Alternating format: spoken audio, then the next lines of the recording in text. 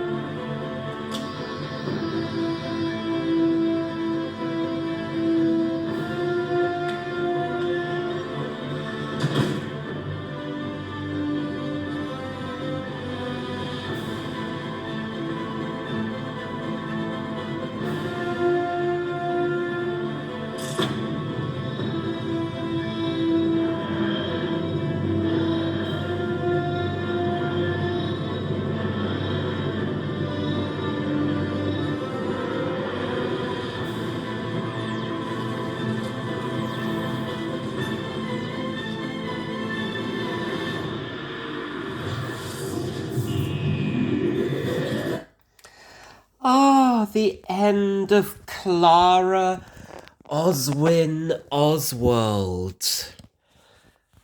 Crumbs, one of the longest serving companions, I think I'm right in saying.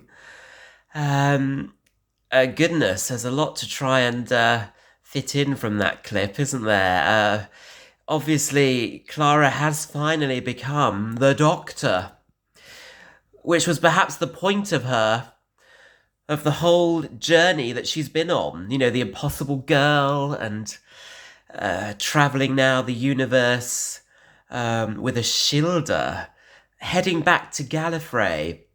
I think that's the only way she can be saved, perhaps, by going back to Gallifrey.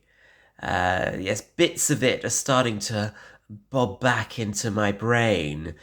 And that TARDIS that we saw there, I think, was in the shape of an American diner.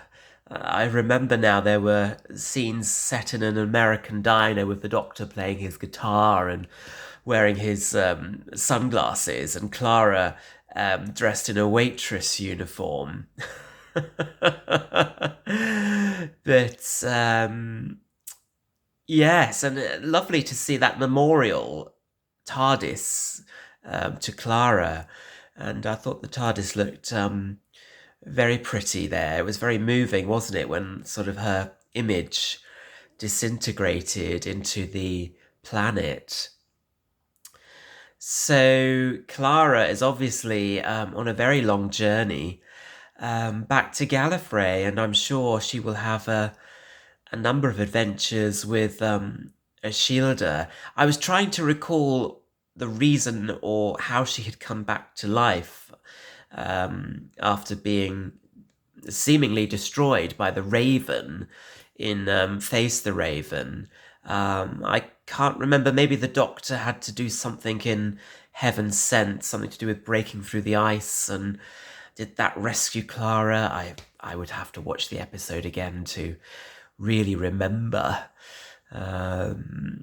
One thing about the Moffat era, isn't it? You know, there's stories you have to watch more than once. There's so much in them, isn't there, these episodes? So much to take in on a single viewing. I'm sure I've watched this episode more than once, but even so, it's funny how one can recall certain stories much more than others, and this one still remains a little bit of a blur to me, I have to confess.